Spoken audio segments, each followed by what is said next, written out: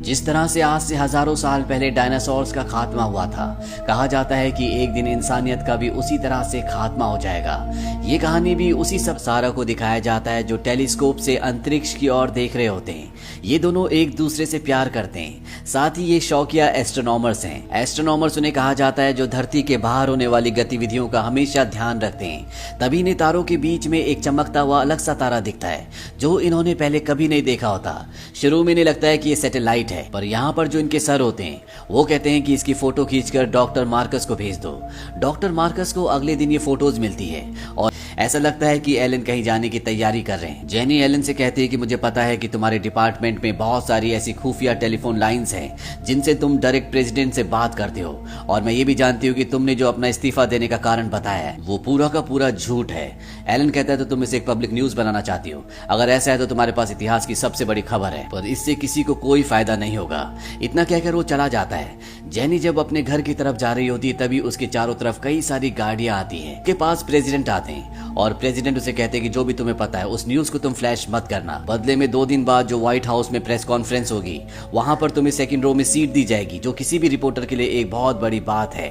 Jenny बात मान जाती है, पर घर आकर वो एली की सच्चाई जानने की कोशिश करती है। दरअसल वो ELLIE नहीं बल्कि ELE है, जिसका नाम है एक्सटिंक्शन लेवल इवेंट। ये वो इवेंट था जिससे धरती पर पूरी तरह से डायनासोर्स खत्म हो गए थे और अब शायद एक बार फिर से ऐसा ही कुछ होने वाला है। 2 दिन बाद जेनी व्हाइट हाउस में प्रेसिडेंट की प्रेस कॉन्फ्रेंस में जाती है, जहां पर प्रेसिडेंट बताते हैं कि हमारी धरती पर अक्सर मीटियोर और रॉक्स गिरते रहते हैं जिनका साइज एक कार के बराबर या फिर हमारे हाथ के बराबर होता है। पर जो कॉमेट अब धरती की तरफ आ रहा है वो माउंट एवरेस्ट से भी बड़ा है। इसका वजन है 500 मिलियन टन और अगर ये धरती से टकरा गया तो धरती पूरी तरह से खत्म हो जाएगी। पिछले 8 महीनों से रशिया और अमेरिका इस दुनिया का सबसे बड़ा स्पेस स्टेशन बना रहा है जो कि अंतरिक्ष में बन रहा है। 2 महीने बाद धरती से उस स्पेस स्टेशन पर एक टीम जाएगी जो उस कॉमेट को धरती पर आने से रोकने की कोशिश करेगी। प्रेसिडेंट यहाँ पर डॉक्टर मार्कस वॉल्फ और साथ ही साथ लियो बिडरमैन का नाम भी लेते हैं। वो कहते हैं कि सबसे पहले इन दोनों ने इस कॉमेट को देखा था, पर एक कार एक्सीडेंट में इन दोनों की मृत्यु हो गई। हालांकि लियो बिडरमैन अभी भी जिंदा होता है, जिसके बारे में किसी को कुछ नहीं पता। तो गवर्नमेंट को ऐसा लगा कि ये लियो बिडरमैन है, पर गवर्नमेंट को डिस्क मिल गई थी जिसके जरिए उन्हें पता चल सका कि एक बहुत बड़ा कॉमेट धरती की तरफ आ रहा है। पर वो इतनी जल्दी धरती से नहीं टकराएगा क्योंकि वो पृथ्वी की तरह सूरज के चक्कर काट रहा है। पर बहुत जल्द एक वक्त ऐसा आएगा जब वो उस एंगल पर आ जाएगा जिस एंगल पर पृथ्वी है, और तब वो पृथ्वी से टकरा जाएगा जिससे पूरी मानव जाति का हमेशा के लिए खात्मा हो जाएगा। वहां पर वो ड्रिलिंग करना शुरू करते हैं क्योंकि 100 मीटर ड्रिलिंग करने के बाद अंदर वो न्यूक्लियर बॉम्ब को फिट करना चाहते हैं ताकि ब्लास्ट करके इस कॉमेट की दिशा को बदला जा सके और ये पृथ्वी से ना टकराए।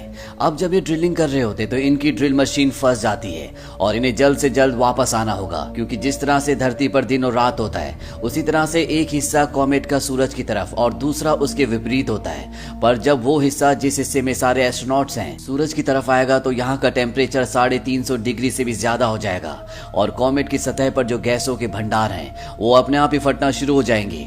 एक हिस्सा बहुत बड़ा होता है और दूसरा हिस्सा उससे छोटा। अमेरिका के राष्ट्रपति को जब ये बात पता चलती है तो उन्हें बहुत दुख होता है और वो मीडिया के सामने सबको संबोधित करते हैं। वो कहते हैं कि दोनों टुकड़े अब अर्थ की तरफ आ रहे हैं। छोटा टुकड़ा समंदर में गिरेगा और उसके गिरने से समंदर में जो लहरें पैदा होंगी वो बहुत ऊंची ऊंची होंगी।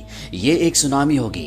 पानी की स्पीड इतनी होगी कि 1 घंटे में वो 1100 मील दूर तक पहुंच जाएंगी। पर इस खतरे से हम 10 लाख लोगों को बचा सकते हैं। जब से कॉमेट डिस्कवर हुआ है तब से हम इसकी तैयारी कर रहे हैं। हमने मिजोरी की सॉफ्ट लाइन स्टोन में बहुत गहरी गहरी सुरंगें बनाई हैं जिसके अंदर 2 साल की सप्लाई है, यानी कि 2 साल का राशन है। 2 लाख लोगों को हम पहले चुन चुके हैं जिसमें डॉक्टर्स, आर्मी वाले, आर्टिस्ट, ये सब लोग होंगे और 8 लाख लोगों को लॉटरी सिस्टम से चुना जाएगा।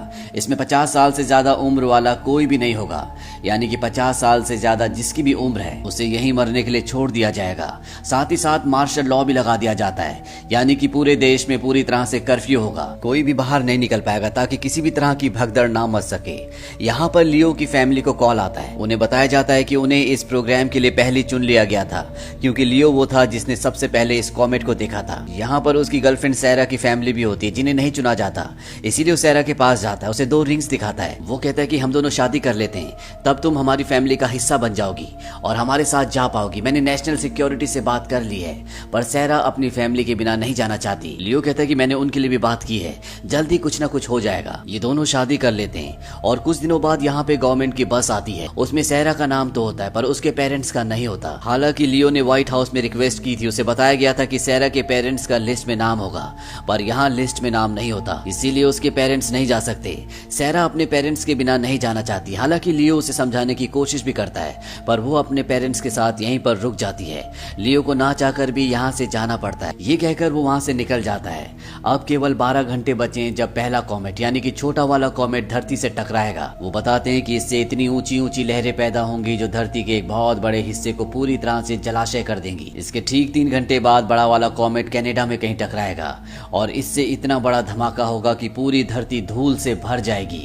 2 सालों तक ये पूरा वातावरण ऐसी रहेगा। तब तक इस धरती पर रहने वाली हर एक चीज पूरी तरह से विलुप्त हो जाएगी। सिर्फ वही लोग बचेंगे जो केव्स के अंदर होंगे, पर उन्हें वहां पर 2 सालों तक रहना पड़ेगा। वहीं अंतरिक्ष में उस स्पेसशिप को दिखाया जाता है जो कॉमेट पर न्यूक्लियर बॉम्ब ब्लास्ट करके वापस आ रहा होता है, जिनकी वजह से कॉमेट के 2 टुकड़े हो गए। यहाँ पर वो प्लान बनाते हैं कि वो अर्थ पर वापस ना जाकर उस तरफ जाएंगे जहां पर कॉमेट का बड़ा टुकड़ा है, क्योंकि अभी भी इनके पास 4 बड़ी बड़ी न्यूक्लियर मिसाइल्स हैं और इनकी कैलकुलेशन के हिसाब से अगर ये चारों ब्लास्ट वहां पर करते हैं तो उस बहुत बड़े कॉमेट के बहुत छोटे छोटे टुकड़े हो जाएंगे, जिससे धरती को कोई भी नुकसान नहीं होगा। पर अगर ये वहां पर जाते हैं तो ये कभी वापस नहीं आ पाएंगे, क्योंकि इनका फ्यूल पूरी तरह से खत्म हो जाएगा।